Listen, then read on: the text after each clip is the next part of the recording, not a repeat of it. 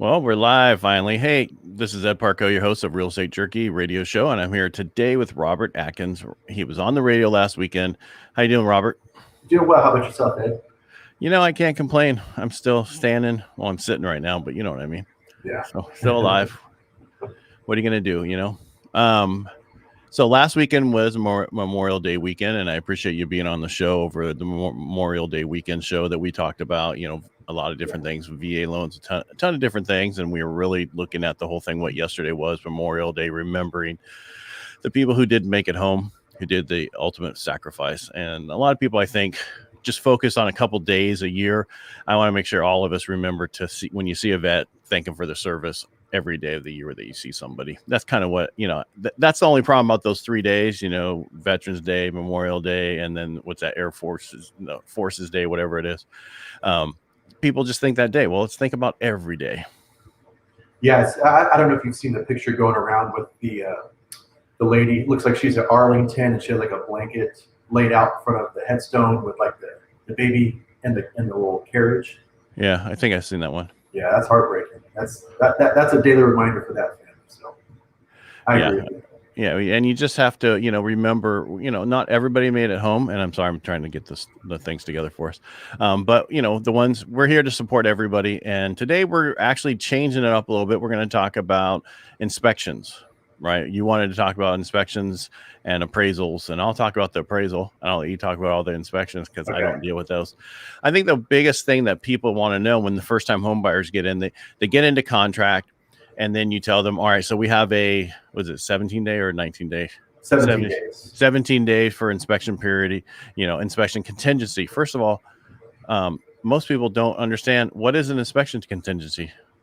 So an inspection contingency is basically the time that you have to get inspections done. And if there's something wrong with the house, you have within that 17 days to request for repairs.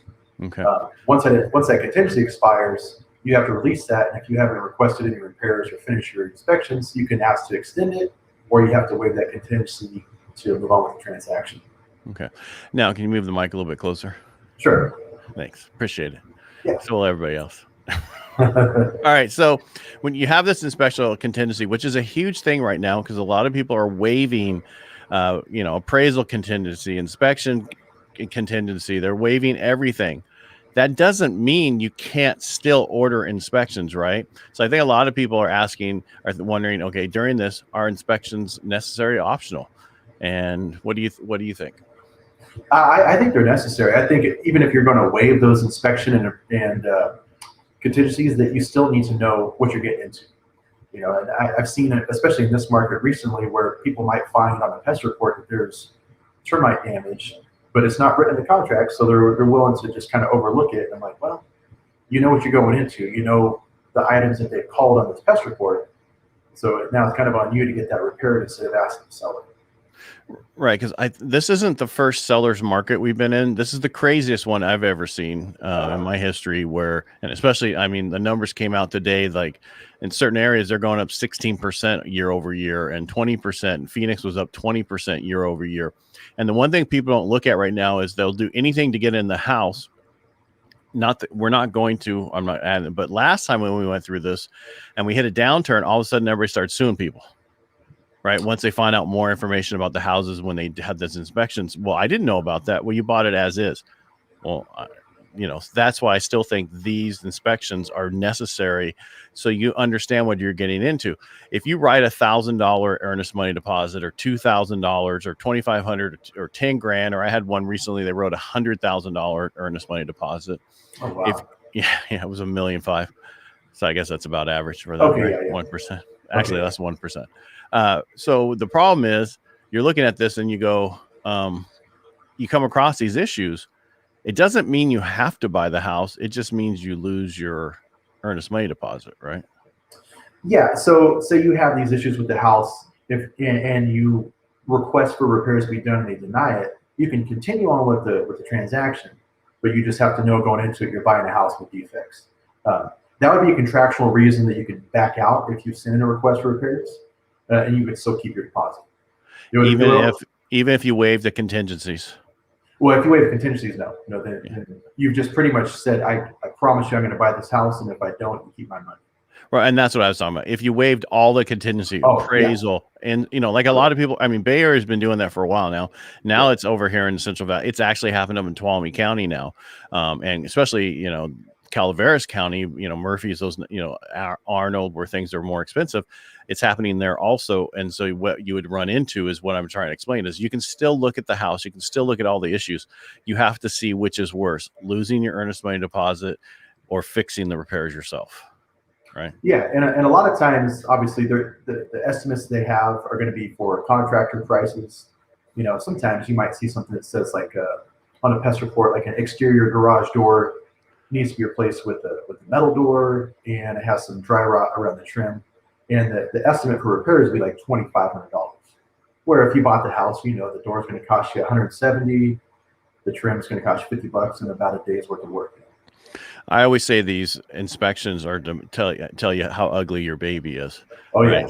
Yeah. No baby's ugly, but there's someone out there to tell you that this, so you understand what I don't say they're trying to scare you, but they're trying to tell you everything that's wrong with this house. And then you have to look at that. And when that's the next thing, what is inspected in a general home inspection? But before we get in there, I mean, this whole thing is just to look at the whole house and tell you how bad everything is so that you understand what you're getting into.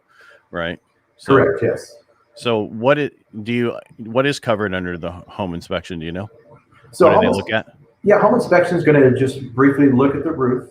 They're going to start from the top down. A lot of times you'll see noted in there that there's debris in the gutters, debris in the valleys, and like recommendations to blow those out.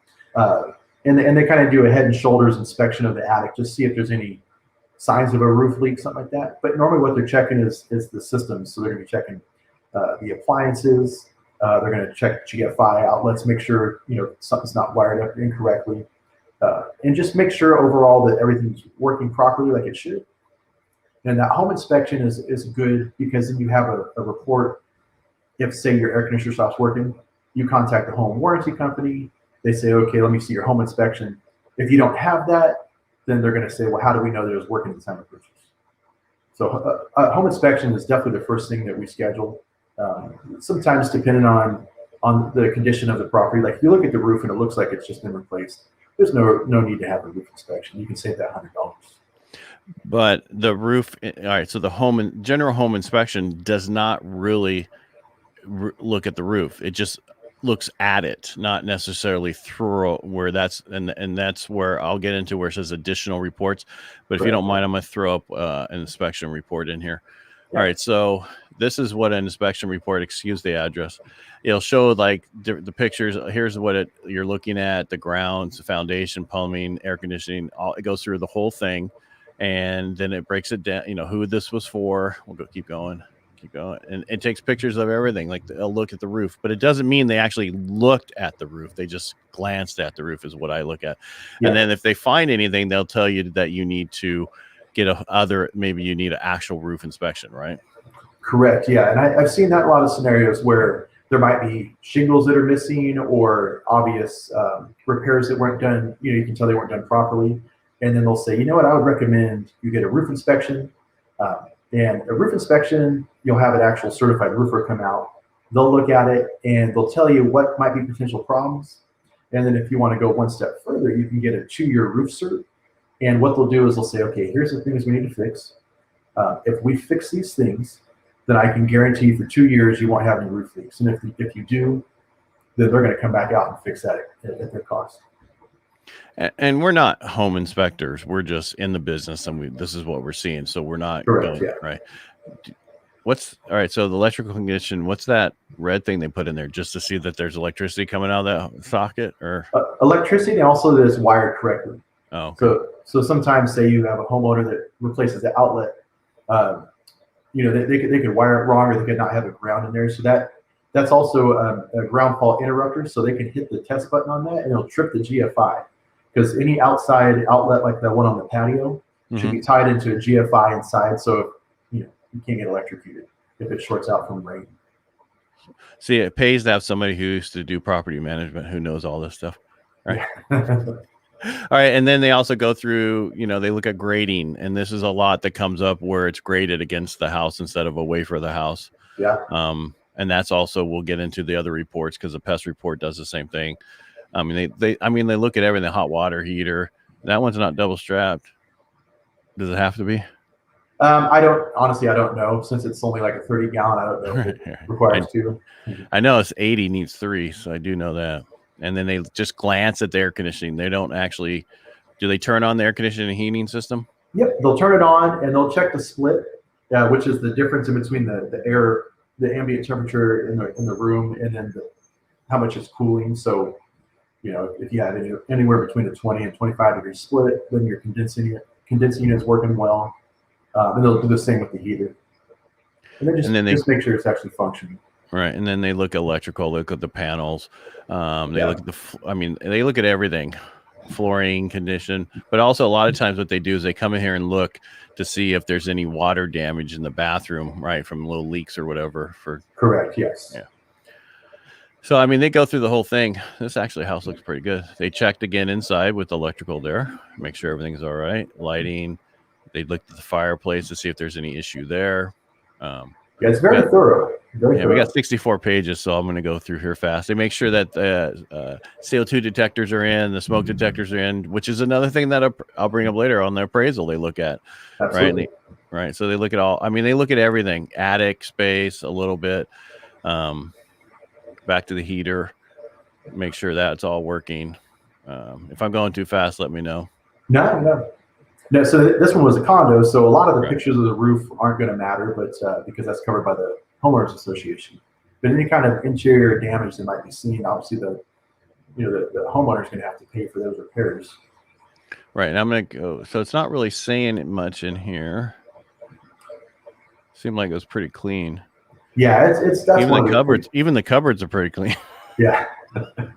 Yeah, that one was in good shape. But you see how they test, they test the elements, make sure they're working. Right, because they want to make. Because this is what you're talking about. If you have a home warranty and then all of a sudden your stove breaks once you move into it, you can show them on the home warranty that hey, it was working. Otherwise, it just takes a lot to get them to do stuff. I'm not saying they won't, but it just makes a little bit different. Exactly. So that's your general home inspection. It goes through everything, but it doesn't cover everything. If you still need additional inspections, right? And common additional inspection reports would be to pick one, and we'll go to it first. Pest. All right. That's the next biggest one you want to know. You want to know if you have wood destroying termites, or if you have some kind of dry rot issues that are going to cause structural problems. And so I'm going to bring it up. I'm sorry, I didn't take out the company. Hope that's okay. But the pest report brace. I'm going to see if it. Here, I can go to the second page. There we go. All right. So I'll add it. So basically it breaks down, what they find. Section 1 is basically what has to be taken care of in order to get a loan, usually FHA, VA, that kind of stuff. Usually on conventional, we don't even care. Section 2 items, as long as it's health and safety, have to be looked at.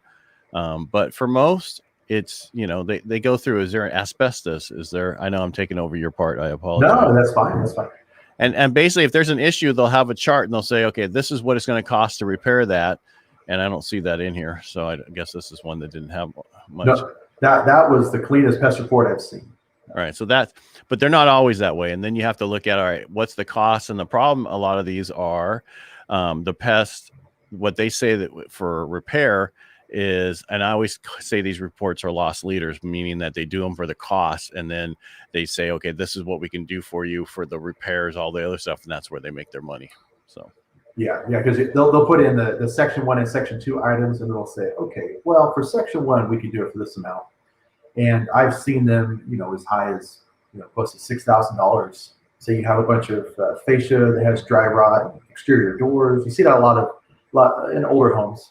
Especially since they didn't use solid core exterior doors, they use almost like interior grade, with like a window in it. I see a lot of doors that have to be replaced. Oh, really? I did not know that. Yeah, all the man doors on the garages. That's pretty common. The other one is like obviously on the pest report would be, if it's a raised foundation, especially, they're going to be looking under the house. They'll crawl the house and look and see if there's any subterranean or like damp wood, dry wood termites. And I have had it before where they find not only active but previous damage that has to be replaced, and then they have to temp the whole place, leave it for at least 3 days, and then they'll come back and certify that at least that infestation has been eliminated. Right. I mean, it's not so prevalent up here, but when I was in Southern California, it seemed like every couple of years you had to tent these houses that when they sold. Yeah. And I always say it's because there was so much concrete and so much asphalt, they had nothing else to eat but the houses. So that's why they would go into those houses. Right. Because really here, at least they got some trees around here. Oh, But, yeah. They like the Modesto ash. Do they? Oh, yeah. That's the main reason most of these things are falling apart out here. All right. So which one do you want to go with the next? Actually, I would say septic. That Really? applies to more folks than they might think. Really? I didn't really think we had a lot of septic in our area here in Stanislaus County. I know Tuolumne County, it's prevalent all over the place. Yeah, yes. So there are certain areas, obviously anything that's county is not normally going to have a city sewer. And there's actually pockets inside of Modesto, right off Briggsmore, that are county. So that means that their emergency service is going to be sheriff, and they're on a septic system. They still have city water, but they're on a septic. But so what they do when they come out and do inspection, I just know from other areas, they come out, they usually drain the septic, right, to clear it out. And then they do a test to see how the water is coming out of the septic into the leach field. Correct. Yeah. They'll check the leach field, make sure there's no leaks. Oftentimes you can hire the same company to pump it, which needs to be done like every 2 to 3 years. Right, but it needs to be done anyway so they can see in it and see how the water goes out, because if it's full, then they don't know if that's just because it has been pumped in 10 years or whatever. Yeah. And you're right. And a lot of properties who actually connected to our area to the sewer system still have their septic someplace in the backyard. They never got rid of it, and you have to be very careful because I've heard some people actually fall through those. Yeah, you're supposed to fill them in. You're supposed to backfill them with at least pea gravel. Or completely remove it, but obviously that leaves a huge hole, so most people just fill it in. Yeah, but some people don't do anything. So. Yeah, well, and there's older parts of Modesto, like in the Loma area, over in my neighborhood, where a lot of the houses built like in the late 30s, early 40s, originally had a septic system, right? And they've been abandoned. And there was a water leak issue. I was working on with the city, and we had this homeowner that. His water bill was like $300-400 a month, and he couldn't figure it out because he didn't have a pool or anything. What happened was he had an underground water leak, and it was draining into the septic system, and so it was going completely undetected. He didn't even know he had a septic tank that had been abandoned under there. So.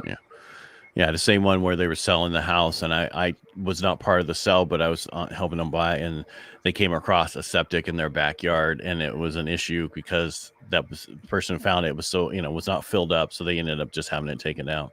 Oh, they actually removed it, huh? Yeah. Which if you do, then you have no issues, right? Ever.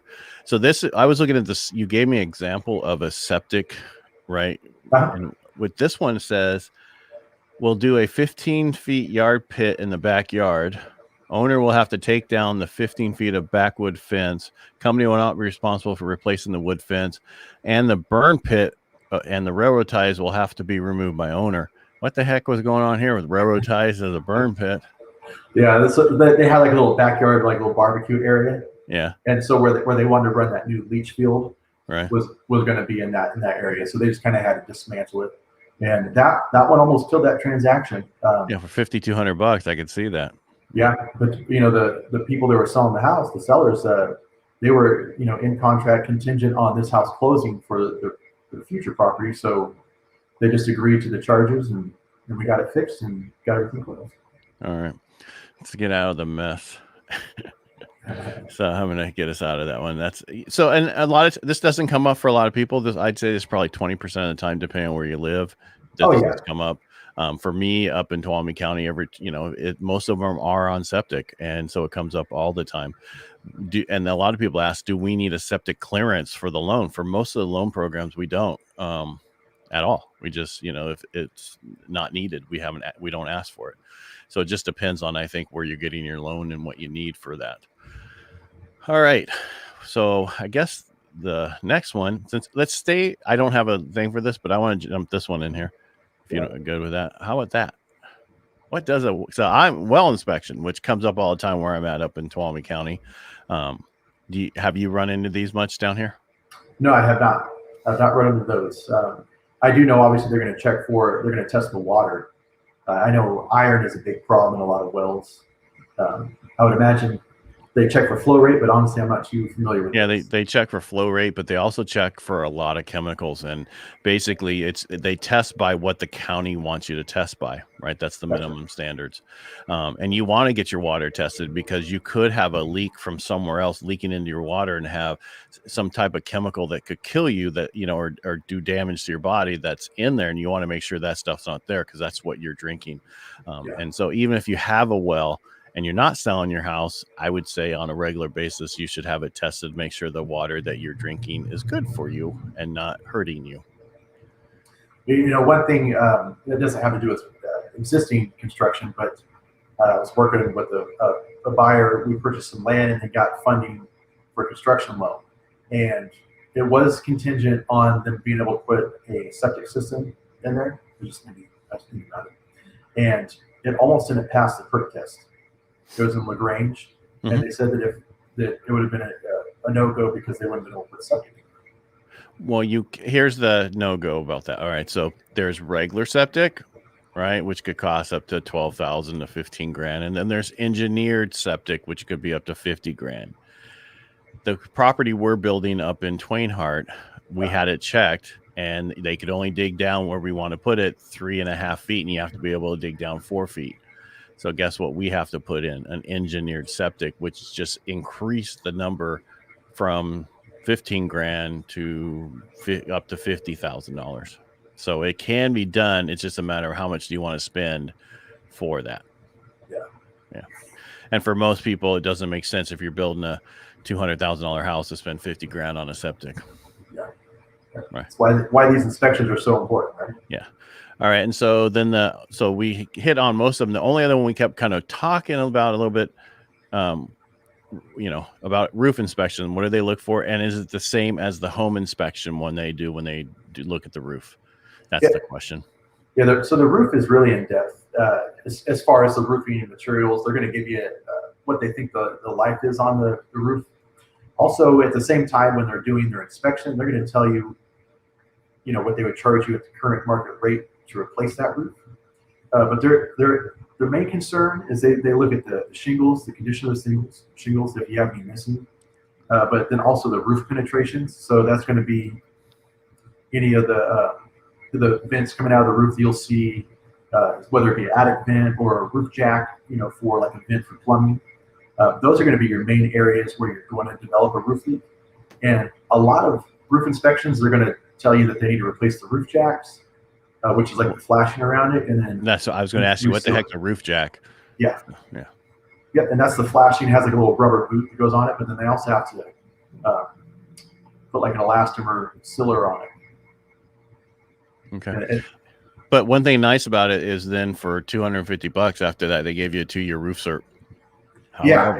However, sometimes those roof certs aren't worth the amount of money you paid for them, right? I mean, they're not going to, they can't guarantee everything of your roof. Roofs will leak without, just things happen. You never know what's going to happen. So, and like that one, in order to get a 2-year roof cert, it's $250 for the certification. Right. But also they have $1,000 in repairs that they want to do before they certify. Right. And that roof specifically, I remember there was 2 layers. It was originally shake and then composition over the top, which is a pretty common thing to happen. Not terrible. That's the way they used to do it back in the day. And so if you think about it, you have 2 layers of roof. Likelihood of things leaking is going to be less, but then eventually that does have to be completely ripped off, resheeted, and done properly. Right. Well, to current standards, right? Because it used to be shake was the standard for some homes, right? Yeah, I'd say you tile or shake up until like the late 80s. Right. And composition became predominant. Yeah, and we're and like metal lasts forever, right? Unless something falls on it. But I mean, and that's if you have a cabin or any of those places, you should be putting a metal roof, not a comp, because a comp's supposedly 25 years, but that's if nothing ever happens to it, or how many snowstorms have you had on it, and how much of this, plus with metal, the snow slides right off, so you don't have that weight on the roof like you do when you have comp. Some of these snowstorms we've had in the last few years, I know a lady in Twainhart that her roof, the truss is cracked because of the weight of the snow on there, because it wasn't set up for the amount of snow that year they got on that house. Now, if it would have been a metal roof, that stuff would have slid off and destroyed something, because that's the other problem is people don't realize when it's a metal roof, that snow just slides right off and can take your railings with it when it comes off there. So they have to put these stops on there. So yeah, I have some friends that live in Tahoe, and they're looking for a house right now. And so they're telling me about all the different things that you have to look for when you live in a place that gets a lot of snow. And they're talking about like the way the roof sheds off. You want to make sure it doesn't dump right into your driveway. So that every time it snows, you have to plow. Like, oh, things we don't think about here in the valley. No, take down or just it's only a couple hours away. It's not it's the things we like. That's one of the reasons we bought in Twain Harte is there's less snow than in Cold Springs where we live and where we have our second home. And there's no way I want to live there during the winter and move snow constantly, right? Like I say, that there has to be like a minimum pitch to those roofs that are built, right? Because I know like my grandpa's, his was like on an 8 and 12 pitch that he had on his cabin up there, and the snow never obviously stayed on that because of the metal roof. But imagine someone who didn't know the environment built a house, like you said, with comp shingles without enough pitch, you have problems, right? Yes, you do. And I think that's a lot of times people use agents from other areas, right? And have them, instead of referring them up there and vice versa, they go up there and they sell them. And the people didn't know that they were getting snowed on. There'd be snow at that altitude or how much snow is at that altitude. And I've heard horror stories, as bad as it was for people to be taking advantage of by their recruiter. It's the same problem we see with people who don't know the area and issues that you can have in these areas. And that's why it's important to know that. And so, that's the thing about having a local agent and that person knowing what they're talking about. And that's why we have you on, because I know you know what you're talking about. A lot of people don't realize you've been in property management way before you became a real estate agent. And knowing that, things that could cause problems for all your buyers. So, or sellers. Yeah, we've seen every scenario in between homes we've managed and apartments. Okay. So we know exactly what we're looking for. Like you've mentioned, we're not home inspectors, but have enough knowledge to know that might be a problem. We need to take a look at that. And that's good, because a lot of people need to know that. So, and we were just going to go over the inspections. And all right, so that's why I forgot my part, huh? I was about ready to quit. What's a home appraisal? Because a lot of people think that, why do I have to get an appraisal for my house when I'm buying it? Well, we want to make sure what loan you're getting on there, that the value of that house will support the loan that you're getting on there and the LTV, that's loan to value, that's out there. So we want to make sure that it's worth what you're paying for it. And if it's not worth what you're paying for it, like we had one, my next door neighbor up at the cabin, their house came in, the appraisal came in at 500, but it was sold for 575. So the buyer brought in the difference to close that. And a lot of people don't realize that even though say you're putting 20% down and you're saying and you wrote over asking, and the difference that the appraised value comes in at is say 20,000. Well, all you have to do is reduce your 20% down to 18% down or 17% down to make up the difference. So there's still the same amount of money was in the transaction. I mean, we just did that with one of the clients we had together when that house that they were buying didn't come in. They still brought in the same amount of money they were bringing in from the beginning, and it was just they just had less down, but it didn't really affect their payment. Yeah, and a lot of times it shouldn't be a surprise when you're in a transaction. If you have an agent that knows how to do their due diligence and look up the comps, sometimes people are going to tell you, I don't care if I have to pay over. I want this house. I want to write an offer for this amount because I think it'll get accepted. I just tell them, just make sure you have the cash above and beyond. And when the appraisal comes in low, this is what's going to come at probably.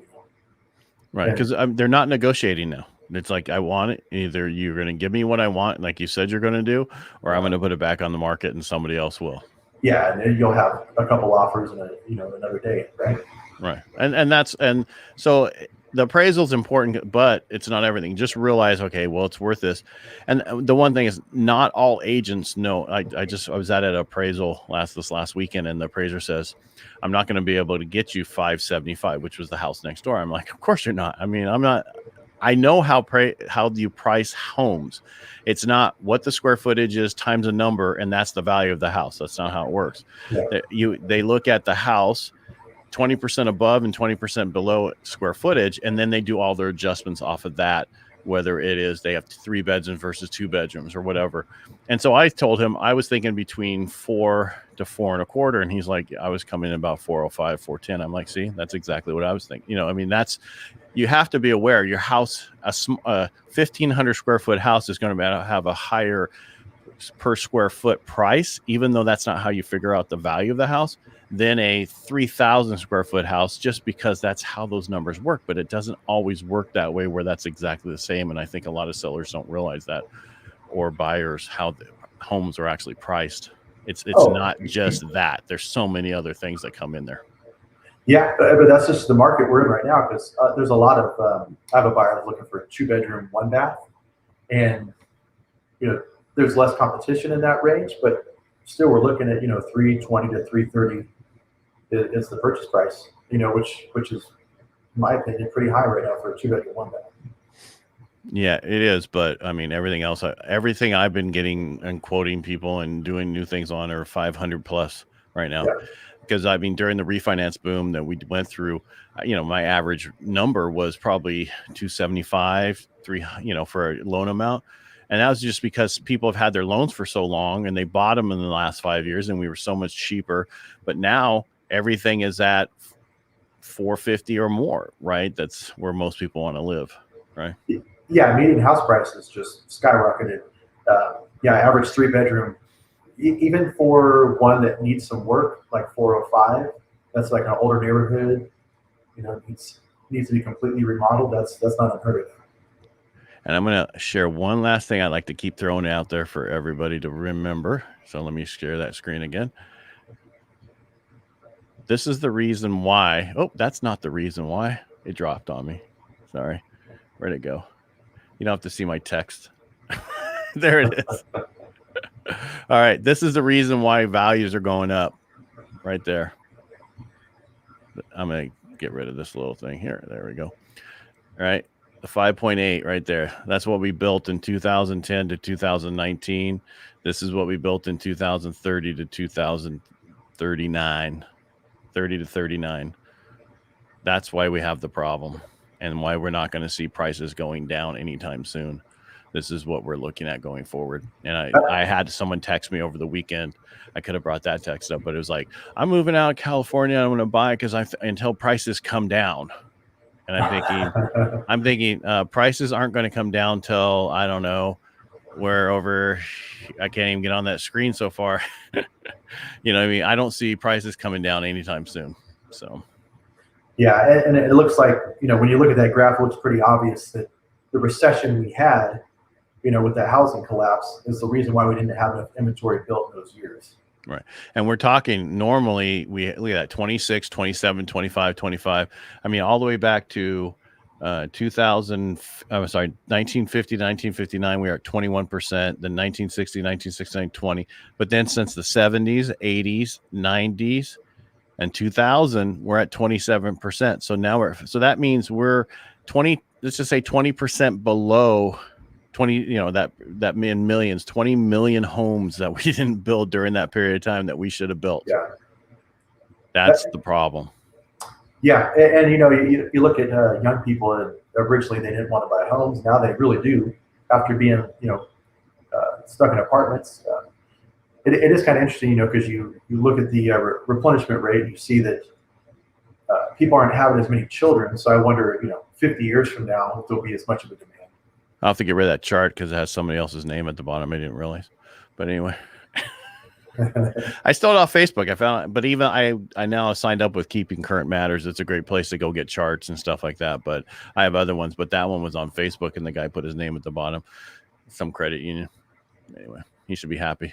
Real Estate Jerky showing his stuff. So yeah, that's pretty much, you know, inspections, appraisals, where the market is right now, everything, you know, the first two things we talk about, but the other things are just, I don't see anything changes going forward. If you're looking at buying or selling, now is the time. It's not going to get any better. Rates are the lowest they've been. Still, historically, we're a quarter lower than what we were a year ago at this time, according to Fannie and Freddie. If you look at that week a year ago versus the week this week, I see no reason not to go out. You just got a lot of competition. The other thing I will say is I've had multiple buyers who have a property and they want to keep it.